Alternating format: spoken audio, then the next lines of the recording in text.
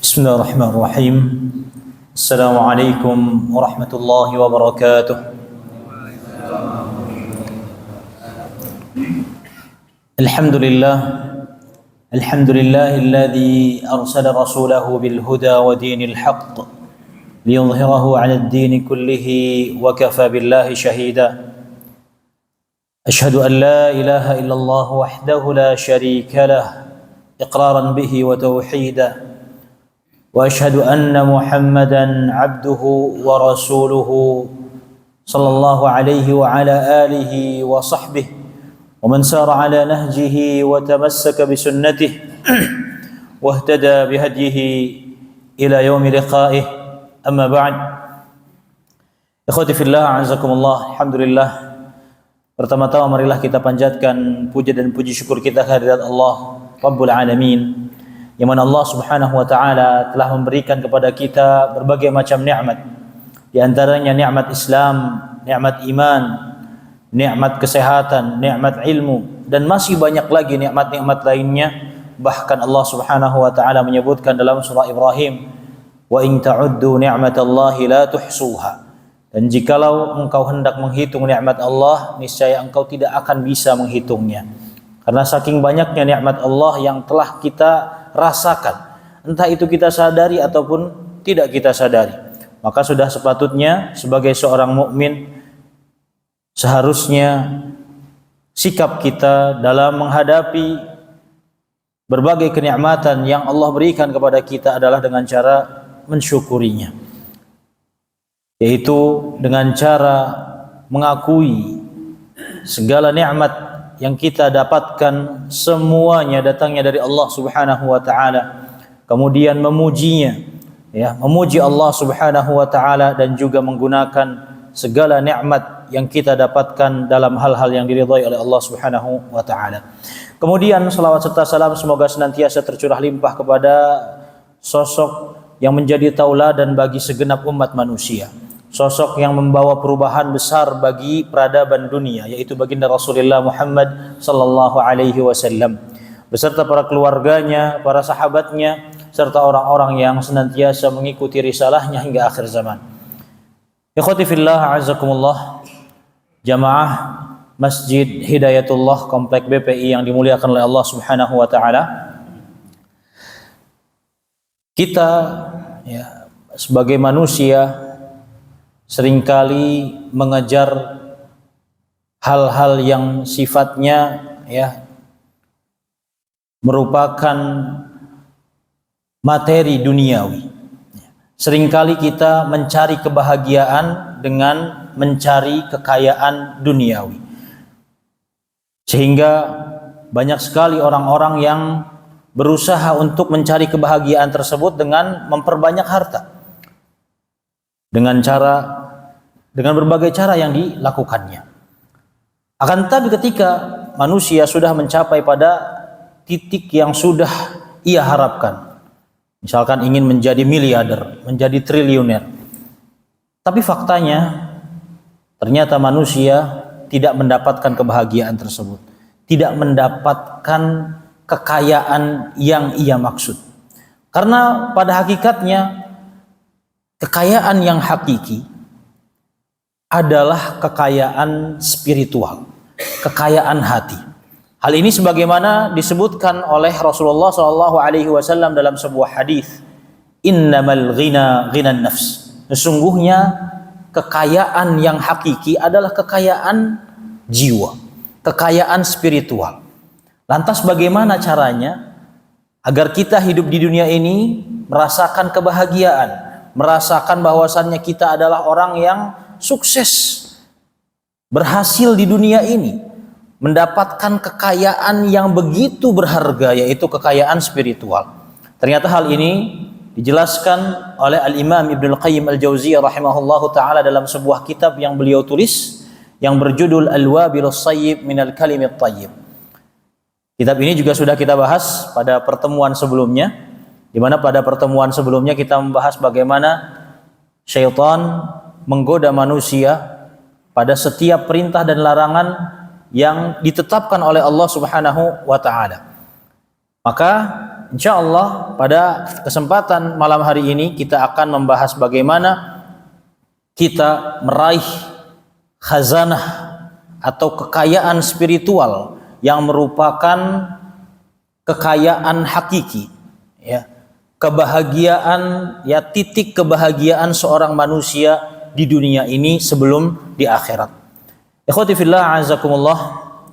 Al-Imam Ibnul Qayyim Al-Jauziyah rahimahullahu ta'ala menyebutkan dalam kitab yang beliau tulis, yaitu Al-Wabilus Sayyib Minal Kalimit Tayyib, Allah subhanahu wa ta'ala telah menciptakan manusia, menjadikannya makhluk pilihan, dan menjadikan hatinya sebagai penyimpanan bagi kekayaan spiritual. Subhanallah, ya, Allah subhanahu wa ta'ala ternyata menyampaikan firman-Nya dalam Al-Qur'an surah, ya, At-Tin, di mana Allah Subhanahu wa taala berfirman, laqad khalaqnal insana fi ahsani taqwim. Sungguh telah kami ciptakan manusia dalam, ya, sebaik-baiknya bentuk. Allah Subhanahu wa taala menjadikan manusia itu adalah sebaik-baiknya makhluk. Dan Allah jadikan manusia merupakan hamba Allah yang terpilih untuk mendapatkan kekayaan spiritual yang begitu berharga. Di mana tempatnya? Tempatnya adalah di hati. Tempatnya adalah pada jiwa manusia. Disebutkan oleh Al-Imam Ibnul Qayyim Al-Jauziyah rahimahullahu ta'ala. Dan kekayaan spiritual itu berupa apa?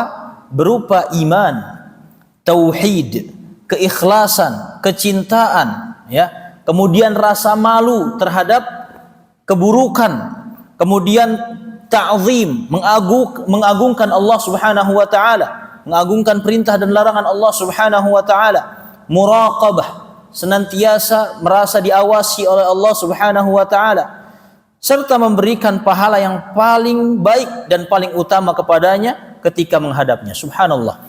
Jadi Allah Subhanahu wa ta'ala menjadikan hati manusia, jiwa manusia ini menjadi wadah atau tempat kekayaan spiritual berupa keimanan, ikhlas, tauhid, ya, cinta, malu, tunduk, dan lain sebagainya, yang merupakan khazanah atau kekayaan-kekayaan spiritual. Dan Allah Subhanahu wa ta'ala menjadikan hamba-hambanya yang memiliki kekayaan spiritual ini mendapatkan, ya, balasan, mendapatkan pahala yang begitu besar di akhirat kelak. Bagi siapapun hamba Allah, bagi siapapun manusia yang memiliki kekayaan spiritual ini di dunia, maka Allah Subhanahu wa ta'ala akan berikan balasan yang begitu luar biasa di akhirat kelak. Ya, dan yang paling utama yaitu dengan Allah Subhanahu wa ta'ala memasukkan hamba-hambanya yang beriman, hamba-hambanya yang memiliki khazanah spiritual ini ke dalam surga. Dan juga apa? Ketika hamba-hamba ini, ya, hamba-hamba Allah yang beriman ini menghadapnya, yaitu memandang wajah Allah, meraih ridhanya, dan dekat dengan Allah Subhanahu wa ta'ala di surga. Ya. Kita tahu bahwasannya Rasulullah SAW bersabda ketika, ya, menjelaskan bagaimana para penduduk surga kelak akan melihat wajah Allah Subhanahu wa ta'ala, ya. Bahwasannya Rasulullah SAW menyebutkan, innakum satarawna rabbakum kama tarawna al-qamara lailatal badr, ya, la tudahuna fi ru'yatihi. Jadi kata Rasulullah SAW, sesungguhnya kalian, wahai orang-orang yang beriman, akan melihat wajah Rabb kalian di surga nanti, ya, sebagaimana kalian melihat bulan di malam purnama.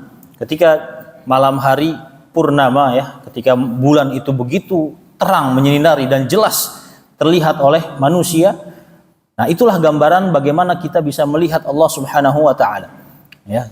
Ketika di surga nanti para orang-orang yang beriman, ya, di surga nanti bisa melihat Allah Subhanahu wa ta'ala sebagaimana manusia kita atau melihat, ya, bulan di malam purnama. La tudahuna fi ru'yatihi. kalian tidak akan berdesak-desakan dalam melihatnya. Nah, ini adalah balasan bagi orang-orang yang memiliki kekayaan spiritual di dunia, ya. Akan tetapi bersamaan dengan itu, Allah mengujinya pula dengan nafsu syahwat, kemudian kemarahan, amarah, al-ghadab, ya, dan kelalaian, al-ghaflah, dan mengujinya dengan iblis, yaitu musuhnya yang tidak pernah berhenti menggodanya. Iblis mendatanginya dari pintu-pintu nafsu dan karakternya, sehingga nafsu cenderung kepadanya, karena ia masuk dengan membawa hal-hal yang disukainya. Iblis, nafsu, dan hawa, yaitu keinginan, hasrat, ya, bersepakat untuk mencelakakan hamba. Ketiganya dijadikan sebagai penguasa dan pemimpin yang mengutus semua organ untuk memuaskan keinginannya. Sedangkan organ tubuh merupakan alat yang patuh, ya, tidak ada pilihan baginya selain menuruti perintah. Jadi Allah Subhanahu wa taala tidak memberikan kekayaan spiritual begitu saja. Allah memberikan cobaan-cobaan, ya, kepada manusia. Allah Subhanahu wa taala mengujinya, ya. Karena pada hakikatnya seorang yang beriman ya pasti akan diuji. Allah Subhanahu wa taala menyebutkan dalam Al-Qur'an, Alif Lam Mim, ahasiban nasu ay yutraku ay yaqulu amanna wa hum la yuftanun. Alif Lam Mim, apakah manusia mengira bahwasannya, ya, mereka berkata kami beriman dan mereka tidak diuji. Walaqad fatanna alladhina min qablihim, ya, fala ya'lamanna Allahu alladhina shadaqu wa la ya'lamanna al-kadhibin. Nah, maka ya sungguh telah kami uji orang-orang sebelum kalian, ya. Maka dengan ujian tersebut kami bisa mengetahui mana orang-orang yang imannya dusta dan mana orang-orang yang imannya jujur. Maka Allah Subhanahu wa taala tidak memberikan khazanah spiritual, kekayaan hati ini begitu saja. Tapi Allah Subhanahu wa taala memberikan ujian kepada manusia. Berupa apa? Nafsu syahwat. Kemudian ada rasa amarah. Kemudian ada kelalaian, ya. Yang mana itu baru dari internal saja, ya, dari dalam diri.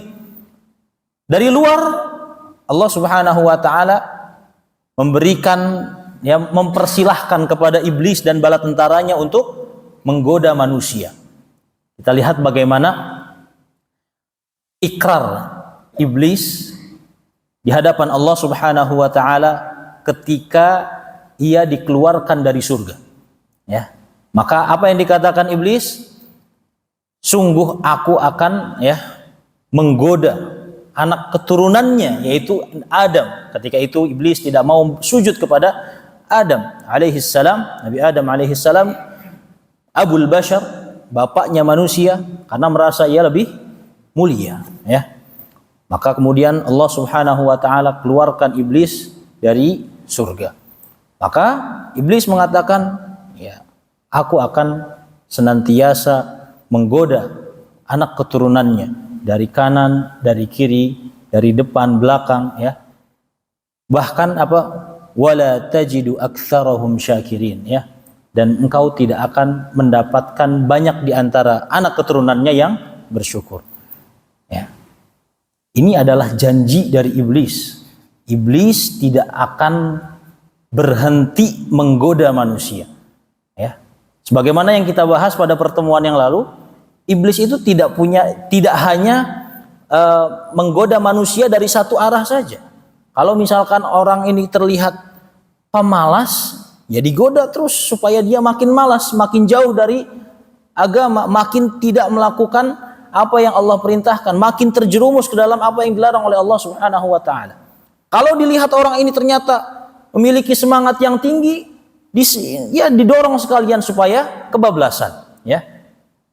Sampai akhirnya orang tersebut melakukan apa yang tidak diperintahkan oleh Rasulullah SAW, membuat perkara baru dalam agama, ya.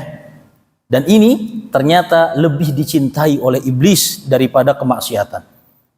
Jadi orang-orang yang memiliki semangat tinggi dalam beribadah, kemudian digoda oleh syaitan, oleh bala tentaranya iblis untuk melakukan hal-hal yang tidak diajarkan oleh Rasulullah SAW, itu ternyata ketika sudah berhasil lebih dicintai oleh iblis daripada pelaku kemaksiatan.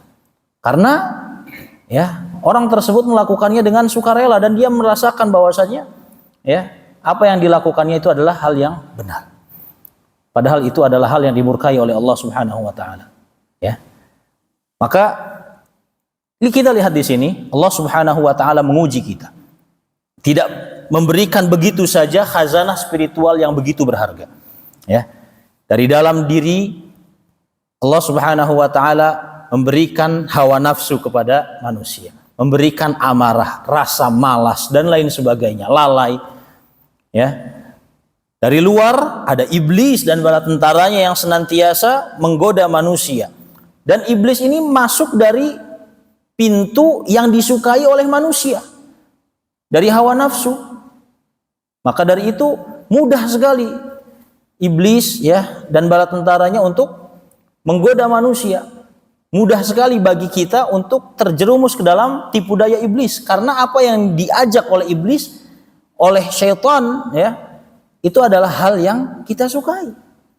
Nah, kemudian ikhwati fillah azakumullah, sedangkan ketiga hal yang tadi disebutkan, yaitu hawa nafsu, kemudian iblis dan hasrat, ambisi manusia, itu senantiasa menjerumuskan manusia kepada kebinasaan. Ketiganya sepakat untuk menjerumuskan manusia kepada kebinasaan. Dan yang diserang itu bukan anggota tubuh, bukan, tapi hatinya langsung. Dan hati ini adalah rajanya atau pemimpinnya seluruh anggota badan. Sedangkan anggota badan ini layaknya tentara ketika diperintah oleh jenderalnya. Kalau jenderal sudah mengatakan A, maka pasti siap komandan. Begitu juga anggota tubuh. Kalau hati ini sudah terpengaruh oleh ketiga penghancur manusia ini, yang membuat manusia itu binasa, yaitu hawa nafsu, ambisi dan syaitan atau iblis, maka seluruh anggota tubuh dengan mudah akan mengikuti apa yang diperintahkan oleh hatinya. Kemudian ikhwati fillah azakumullah, inilah keadaan segitiga penggoda dan pengaruhnya terhadap anggota tubuh. Segitiga penggoda yang dimaksud tadi adalah iblis, nafsu, dan keinginan atau hasrat manusia. Ini ketiganya adalah segitiga penggoda yang pengaruhnya begitu luar biasa terhadap hati manusia. Dan organ tubuh senantiasa mematuhi mereka, apapun yang mereka perintahkan dan kemanapun mereka arahkan. Nah, ini merupakan konsekuensi dari keadaan hamba. Akan tetapi, walaupun Allah Subhanahu wa taala memberikan cobaan berupa tiga hal yang membinasakan manusia, hawa nafsu, kemudian hasrat dan keinginan, kemudian syaitan, tiga hal ini, akan tetapi Allah Subhanahu wa taala tidak tinggal diam. Allah pun memberikan kepada hamba-hambanya pertolongan. Kasih sayang Rabb-Nya yang maha mulia lagi maha penyayang menghendaki untuk membantunya dengan tentara lain dan mengiriminya bala bantuan lain untuk menghadapi pasukan yang akan membinasakan itu. Jadi Allah Subhanahu wa taala tidak tinggal diam, tidak membiarkan manusia dengan tiga penghancur jiwanya tersebut. Tapi Allah memberikan bala bantuan. Allah Subhanahu wa taala mengutus Rasulnya, menurunkan kitabnya, dan membantunya dengan malaikat mulia yang menghadapi syaitan, yaitu musuh manusia. Jika syaitan memerintahkan sesuatu yang diinginkannya, maka malaikat memerintahkan kepadanya apa yang diperintahkan Rabb-Nya serta menjelaskan kepadanya resiko kebinasaan apabila mematuhi musuh. Jadi Allah Subhanahu wa taala tidak tinggal diam. Terkadang mungkin kita merasakan hal tersebut, ya.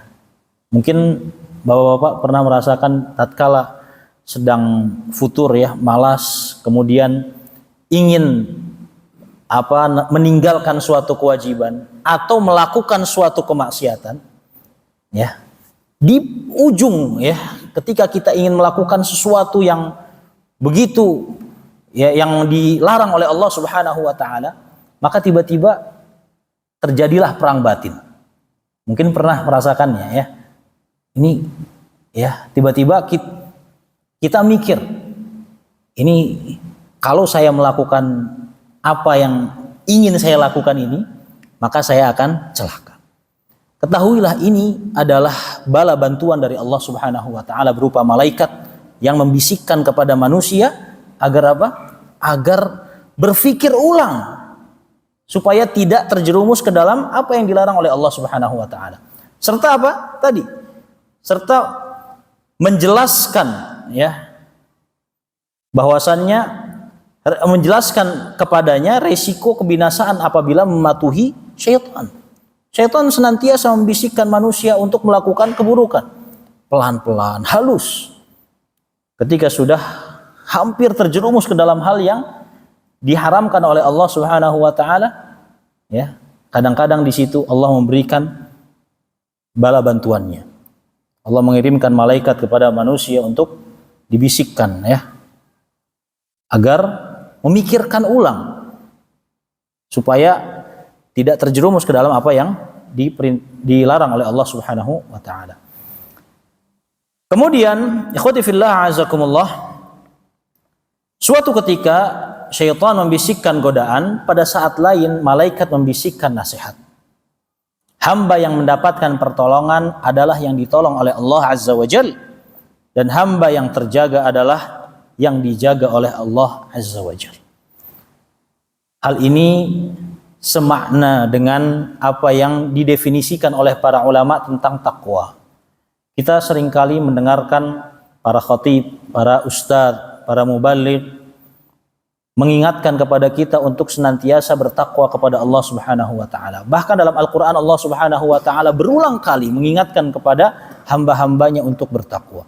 Rasulullah Shallallahu alaihi wasallam dalam hadisnya mengingatkan terus umatnya untuk senantiasa bertakwa. Apa sih takwa itu? Para ulama menjelaskan bahwasannya di antara makna takwa yang didefinisikan para ulama adalah an ta'mala ta'at Allah, yaitu engkau melakukan ketaatan kepada Allah, ya, ala nurim minallah, di atas cahaya dan petunjuk dari Allah Subhanahu wa taala, tarju thawab Allah. Engkau, ya, dengan melakukan ketaatan tersebut engkau hanya mengharapkan balasan dari Allah Subhanahu wa taala.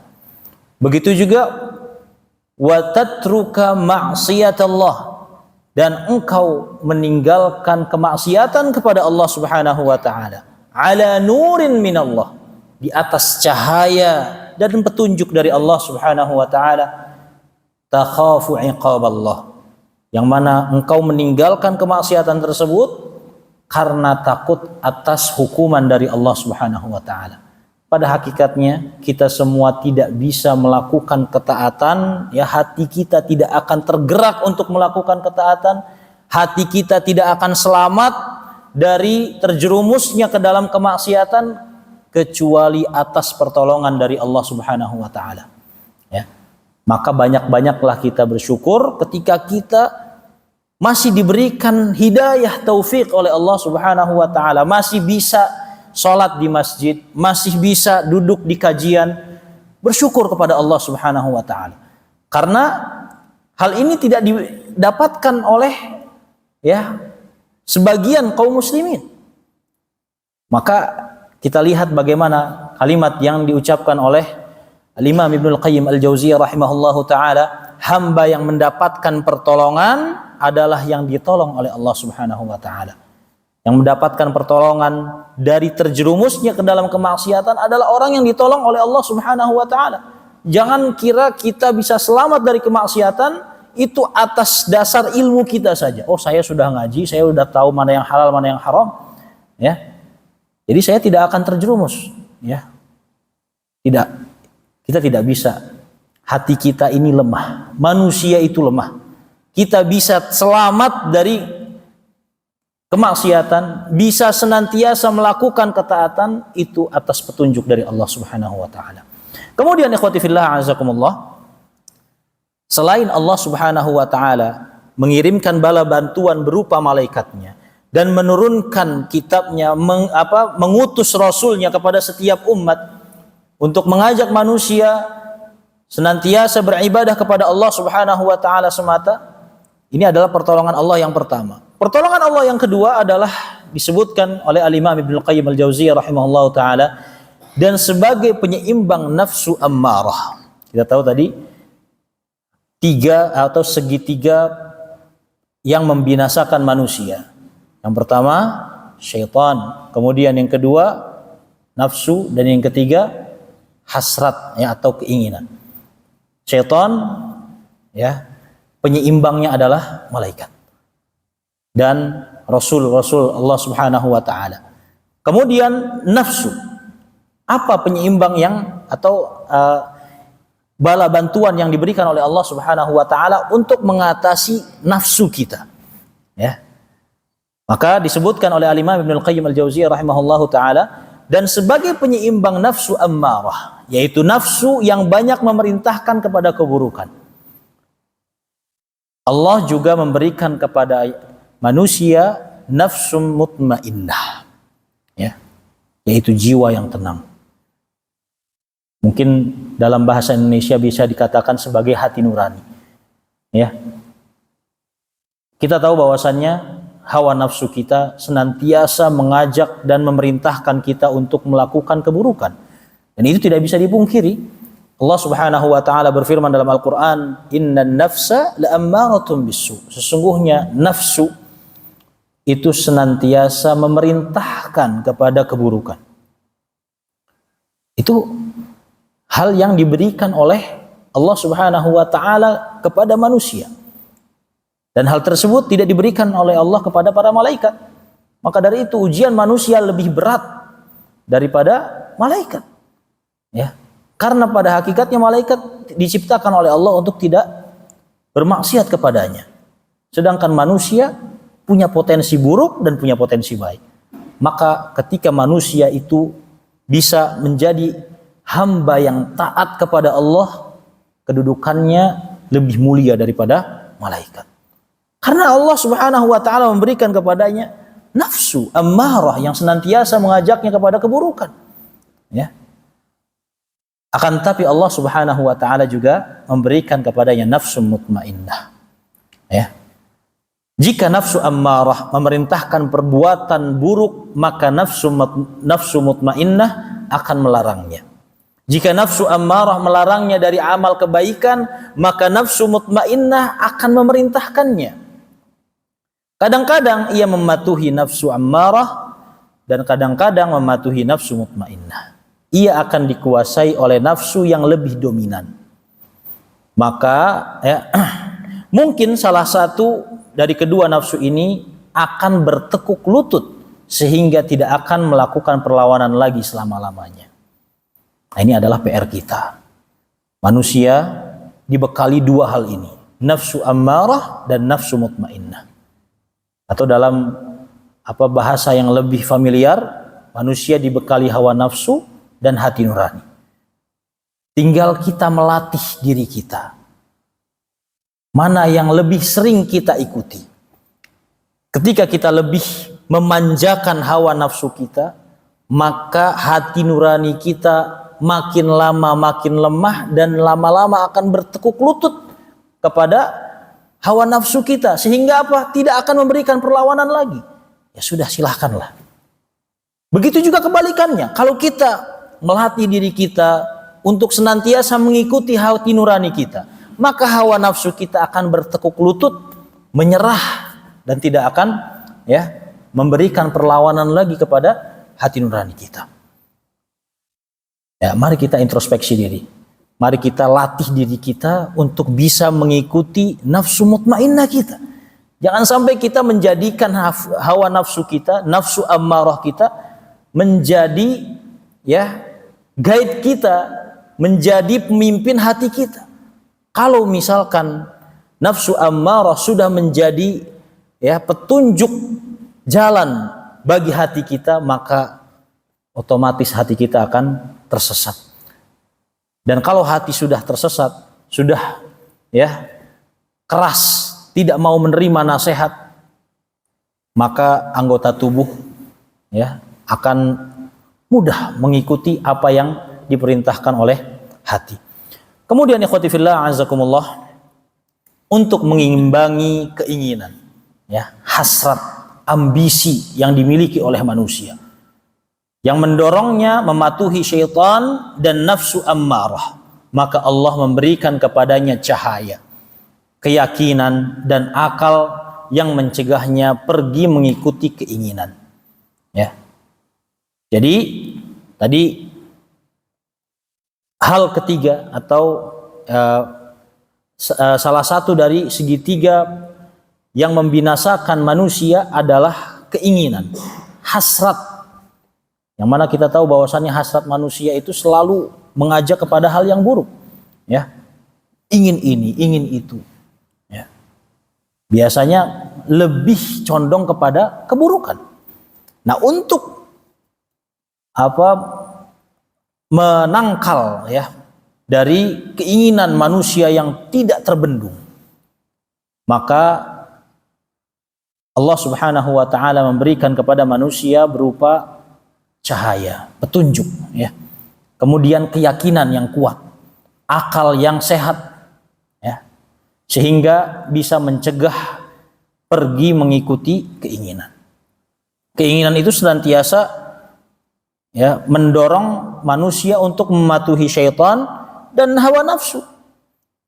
Tapi dengan ilmu yang kuat ya, ilmu yang kuat, kemudian keyakinan yang kuat juga, dan juga akal yang sehat, itu bisa menjadikan kita ya sedikit mengerem dari mengikuti keinginan-keinginan kita. Setiap kali ia hendak pergi mengikuti keinginan, maka akal, keyakinan dan cahaya akan memanggilnya. Waspadalah, waspadalah. Tempat-tempat kebinasaan ada di hadapanmu. Engkau sedang menjadi mangsa pencuri dan perampok jalanan. Ya. Yang mana jika engkau melakukannya, jika engkau menuruti perampok-perampok ini, maka engkau akan binasa. Ya. Ini bagaimana kita bisa mendapatkan yang mencegah hawa nafsu kita, yang bisa mencegah ambisi kita? Maka tentunya dengan ilmu, dengan keyakinan yang kuat. Kadang-kadang ia mematuhi pemberi nasihat sehingga mendapatkan penjelasan tentang jalan lurus dan menerima nasihatnya. Kadang-kadang ia mengikuti petunjuk keinginan sehingga ia dicegat perampok di tengah jalanan, ya. Hartanya diambil dan pakaiannya dirampas. Ia pun berteriak, "Mengapa nasibku begini?" Ya. Aneh. Padahal ia tahu apa sebabnya ia bernasib begitu, dan ia tahu jalan yang beresiko perampokan, tetapi ia ngotot melalui jalan itu karena penunjuk jalannya telah menguasai, mengendalikannya dan mencengkramnya begitu kuat.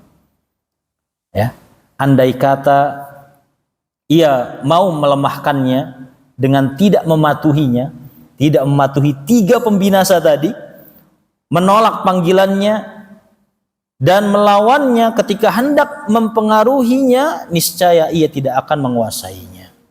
Tetapi ia sendiri yang menyerah kepada 3 pembinasa manusia tersebut dan memberinya kesempatan menguasai dirinya. Ia seperti seorang prajurit yang menyerahkan tangan kepada musuhnya sehingga ditawan, kemudian disiksa dengan siksaan yang kejam. Ia menjerit minta tolong tetapi tidak mendapatkan pertolongan.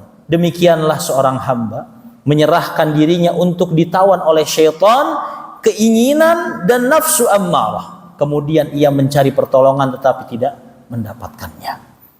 Ya. karena ujian-ujian yang dihadapi oleh hamba, ya, maka ia dibantu dengan pasukan, perbekalan dan benteng. Dikatakan kepadanya, ya, kepada manusia, berperanglah dan lawanlah musuhmu. Ini tentara, ambillah sesukamu. Ini perbekalan, bawalah semaumu. Ini benteng, maka berlindunglah di benteng manapun yang engkau mau.